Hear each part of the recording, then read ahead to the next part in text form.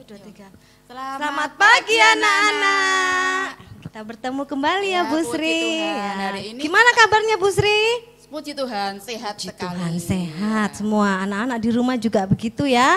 Semua sudah sehat, sudah bangun pagi, sudah mandi, sudah siap untuk berbakti. berbakti. Kebaktian sekolah minggu secara online. Kita masih bertemu dalam kebaktian secara online ya Bu Sri.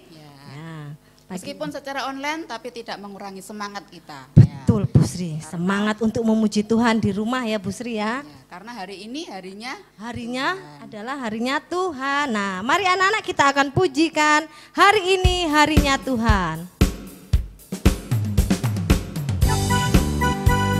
Anak-anak boleh bangkit berdiri. Boleh bertepuk tangan ya Bu Sri ya.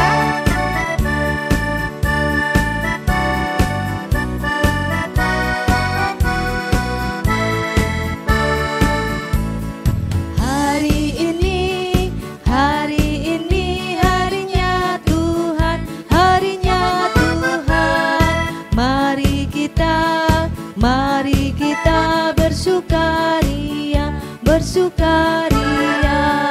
Hari ini harinya Tuhan. Mari kita bersukaria. Hari ini harinya Tuhan. Hari Senin, hari Selasa harinya Tuhan. Harinya Tuhan, mari hari Kamis harinya Tuhan, harinya Tuhan, hari Jumat harinya Tuhan, hari Minggu harinya Tuhan, semua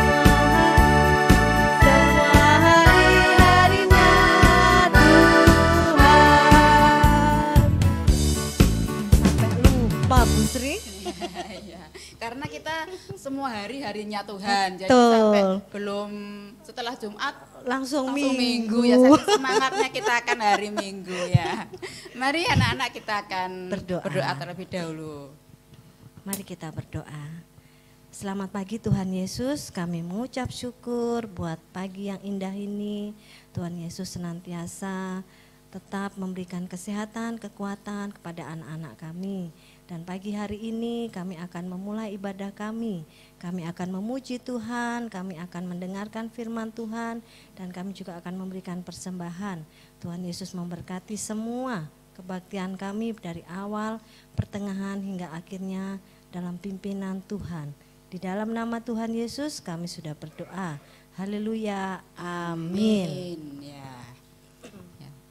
Bu Dili senang sekali ya hari ini. Senang sekali Bu Sri, semangat sekali Bu Sri. Hari ini tanggal berapa ya sudah? Hari ini tanggal 7 Februari Bu Sri. Tentunya kita masih semangat. Kita masih tidak semangat lelah. Bu Sri, tidak lelah kita tidak untuk akan memuji lelah Tuhan. untuk memuji Ya. Tuhan, tidak lelah untuk menolong ya. Iya. Mari kita akan lanjutkan pujian Pujian kita Jangan dengan Lelah. Jangan Lelah.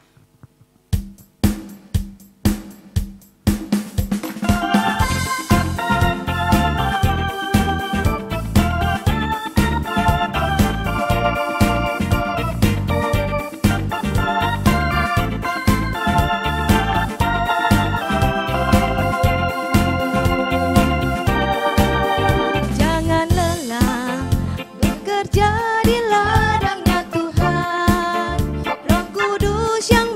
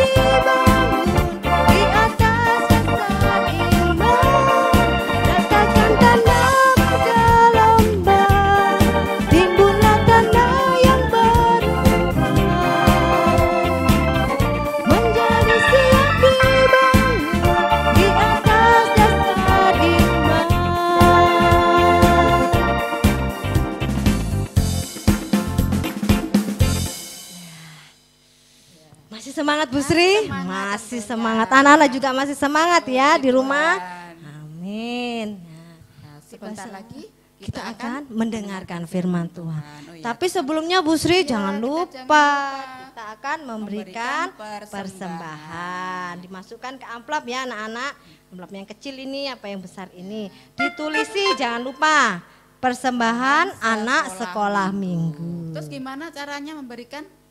Dimasukin dek kotak ya seperti biasa. Sudah hafal toh anak-anak? Iya. Ya dikasih Bu Erna, kalau ketemu Bu Erna juga boleh ya.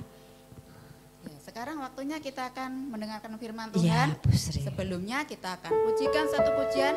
Anak sekolah minggu dengar-dengaran.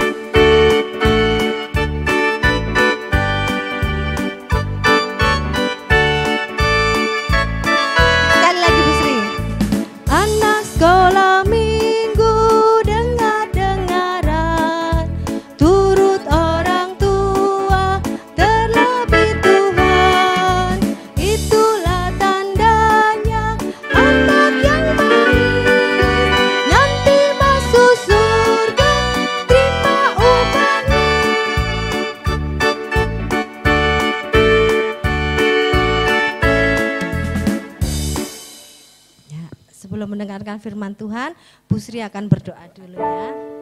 Anak-anak sebelum kita mendengarkan firman Tuhan, tapi kami percaya bahwa anak-anak sudah siap dengan Alkitabnya masing-masing. Mari kita akan berdoa. Terima kasih Tuhan Yesus, pada pagi hari ini kami sudah memuji Tuhan dengan penuh sukacita. Dan kami percaya sebentar lagi Tuhan masih pimpin kami di saat kami membaca firman Tuhan. Tuhan yang akan terus menolong kami sehingga kami boleh mengerti apa yang disampaikan oleh guru-guru kami pada saat ini. Sehingga kami boleh melakukan di dalam kehidupan kami hari lepas hari. Terima kasih Tuhan, dalam nama Tuhan Yesus kami berdoa. Haleluya, amin. Selamat mendengarkan firman Tuhan. Selamat pagi anak-anak di rumah. Masih menggunakan masker ya kalau keluar? Oke. Tadi kita sudah bersama-sama memuji-muji Tuhan. Sekarang tiba saatnya akan mendengarkan sabda firman Tuhan. Anak-anak siapkan Alkitabnya. Kita membuka dari Injil Markus 1. Kita akan membaca ayat 29 sampai 39. Jangan lupa anak-anak menulis di buku yang sudah disiapkan. Sekarang Minggu tanggal 7 Februari 2021 dengan tema Aku tidak lelah menjadi penolong. Ditulis ya, Aku tidak lelah menjadi penolong. Kita akan membaca bersama-sama. Anak-anak di rumah silakan menyimak dari Alkitab kalian, Markus 1 ayat 29 sampai 39. Yesus menyembuhkan ibu mertua Petrus dan orang-orang lain. Sekeluarnya dari rumah ibadat itu, Yesus dengan Yakobus dan Yohanes pergi ke rumah Simon dan Andreas. Ibu mertua Simon terbaring karena sakit demam. Mereka segera memberitahukan keadaannya kepada Yesus. Ia pergi ke tempat perempuan itu dan sambil memegang tangannya, ia membangunkan dia. Lalu lenyaplah demamnya. Kemudian perempuan itu melayani mereka. Menjelang malam sesudah matahari terbenam, dibawalah kepada Yesus semua orang yang menderita sakit dan yang kerasukan setan. Maka berkerumunlah seluruh penduduk kota itu di depan pintu. Ia menyembuhkan banyak orang yang menderita bermacam-macam penyakit dan mengusir banyak setan. Ia tidak memperbolehkan setan-setan itu berbicara sebab mereka mengenal Dia. Pagi-pagi benar, waktu hari masih gelap, ia bangun dan pergi keluar. Ia pergi ke tempat yang sunyi dan berdoa di sana. Tetapi Simon dan kawan-kawannya menyusul dia. Waktu menemukan dia, mereka berkata, "Semua orang mencari engkau." Jawabnya, "Marilah kita pergi ke tempat lain, ke kota-kota yang berdekatan, supaya di sana juga aku memberitakan Injil, karena untuk itu aku telah datang." Lalu pergilah ia ke seluruh Galilea dan memberitakan Injil dalam rumah-rumah ibadat mereka dan mengusir setan-setan. Amin. Anak-anak yang dikasihi Tuhan, firman Tuhan yang baru saja kita baca bersama ini merupakan kisah di mana Tuhan Yesus begitu peduli kepada semua orang. Tuhan Yesus begitu mengenal, mendengar ada kabar bahwa mertua Simon, ya Simon itu siapa? Petrus ya, Simon yang disebut Petrus, salah satu murid Tuhan Yesus. Saat ini dari bacaan kita saat ini dan minggu yang lalu kita sudah mengenal berapa murid Tuhan Yesus. Yang pertama ya, yang dipanggil Tuhan Yesus yang pertama masih 4. Ya, masih 4, yaitu Yakobus dan Yohanes. Yakobus dan Yohanes itu bersaudara. Kemudian Simon yang disebut Petrus dan Andreas itu juga bersaudara. Jadi ada 2 keluarga. Ini murid Tuhan Yesus yang pertama-tama kali dipanggil oleh Tuhan Yesus. Nah, mukjizat yang pertama kali setelah Tuhan Yesus mendapatkan 4 murid ini tadi, kalau mukjizat yang pertama apa? Ada yang masih ingat? Kalau mukjizat yang pertama apa? Tuhan Yesus mengubah air menjadi anggur. Tapi ini juga mukjizat di mana Tuhan Yesus merasa kasihan, merasa iba. Karena apa? Mertua Simon Petrus sedang sakit. Sakit apa anak-anak? Ada yang masih ingat tadi bacaannya? Sakit panas atau yang disebut sakit demam. Demam yang tinggi. Demam tinggi itu berarti panas ya. Dipegang ini panas. Kalau andaikan saat ini itu maka pakai apa itu? Termogan, nah, bisa dianggap COVID ya. Bahaya ini. Demam tinggi, sakit yang cukup keras. Pada saat itu cari obat-obatan sulit, cari dokter sulit, paling-paling apa? Tabib. Dan obat-obatan maupun biayanya cukup tinggi anak-anak. Tidak bisa terjangkau oleh orang-orang biasa. Seperti Simon Petrus dan keluarganya itu orang-orang biasa, menengah ke bawah. Golongan orang-orang apa ya, penjala ikan, nelayan, orang menengah ke bawah. Kalau sakit ya berupaya, enggak ada obat-obatan seperti sekarang ini gampang. Sakit demam, kompresnya saja sekarang gampang ya, tidak pakai air, beli di apotek banyak. Tapi saat itu sulit sekali. Dan kebanyakan sakit yang seperti ini sulit. Ya. Tapi anak-anak pada saat Tuhan Yesus dan murid-muridnya datang, Tuhan mengulurkan tangannya dan menyembuhkan sakit dari mertua Simon Petrus. Mukjizat terjadi. Saat itu juga sembuh dari sakitnya. Dan apa yang dilakukan oleh mertua Simon ini? Apa? Ada yang tahu? Melayani Yesus. Anak-anak pasti pernah dibantu, pasti pernah mendapatkan kesembuhan dari Tuhan. Pada saat kita sembuh dari sakit, apa yang kita ucapkan? Puji syukur kepada Tuhan. Lalu melayani Tuhan. Mertua Simon Petrus melayani Tuhan. Setelah dia sembuh dari sakit, puji Tuhan. Dan dia melayani Tuhan.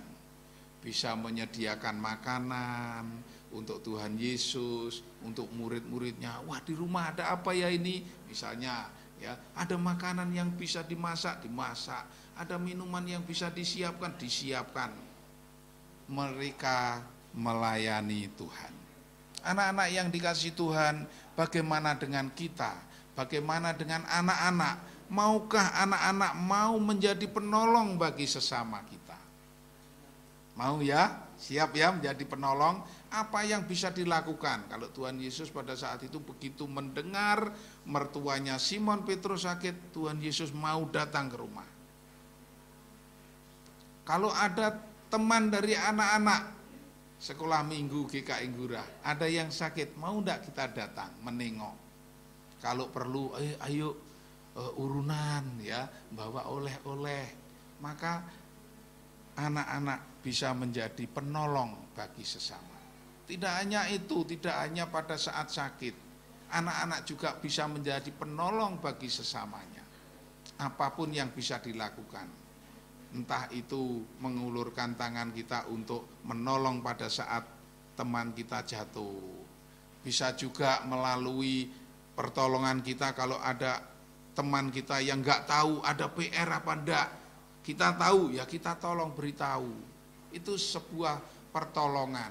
Jangan cuek, terus karepmu ya, silahkan, ada PR ndak silahkan, ndak mau peduli. Berarti anak-anak belum melaksanakan firman Tuhan ini.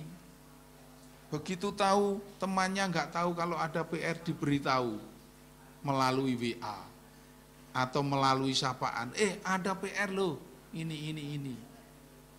Kalau dimintai pertolongan, mintai bantuan, tolong antarkan surat ini ya, saya tidak bisa hadir dalam pertemuan misalnya. Saya tidak hadir pada saat masuk dulu ya, pada saat sekolah masuk secara onset. Nah, terkadang ada anak-anak yang perlu bantuan untuk mengantarkan surat. Kita membantu tentu saja meluangkan waktu. Tentu saja dengan penuh kesadaran, pasti meluangkan waktu, berkorban waktu, tenaga, pikiran, kesabaran. Nah, adik-adik yang dikasih Tuhan, anak-anak yang di rumah pada saat ini banyak yang kita alami, bahkan bangsa Indonesia mengalami banyak yang sakit, khususnya sakit corona. Maka anak-anak juga harus berhati-hati dimanapun berada, kalau keluar rumah pakailah masker. Selalu atau sering-seringlah cuci tangan pakai sabun. Baru berangkat dari rumah ke rumah temannya atau ke pasar atau kemana, langsung pulang cuci tangan pakai sabun. Nah, itu salah satu upaya kita untuk menjadi anak-anak yang bisa menolong, minimal menolong dirinya sendiri. Itu seruan dari negara bahwa kita harus menolong dirinya sendiri, tidak keluar rumah kalau tidak sangat terpaksa. Nah, kembali kepada firman Tuhan ini, bahwa kita bisa mencontoh apa yang dilakukan Tuhan Yesus dan murid-muridnya. Kita peduli terhadap sesama dan mau menolong. Nah, anak-anak, ayat hafalannya kita ambil dari ayat yang ke-38. Ini anak-anak besar ya, kelas besar, ayat 38. Yaitu mulai dari kata-kata jawabnya. Jawabnya, ini jawabnya Tuhan Yesus ya. Marilah kita pergi ke tempat lain, ke kota-kota yang berdekatan, supaya di sana juga aku memberitakan Injil, karena untuk itu aku telah datang. Ditulis ya, ditulis kemudian dihafalkan. Setelah hafal, anak-anak pakai voice di HP, hafalkan. Markus 1 ayat 38. Jawabnya, marilah kita pergi ke tempat lain, ke kota-kota yang berdekatan, supaya di sana juga aku memberitakan Injil, karena untuk itu aku telah datang. Amin.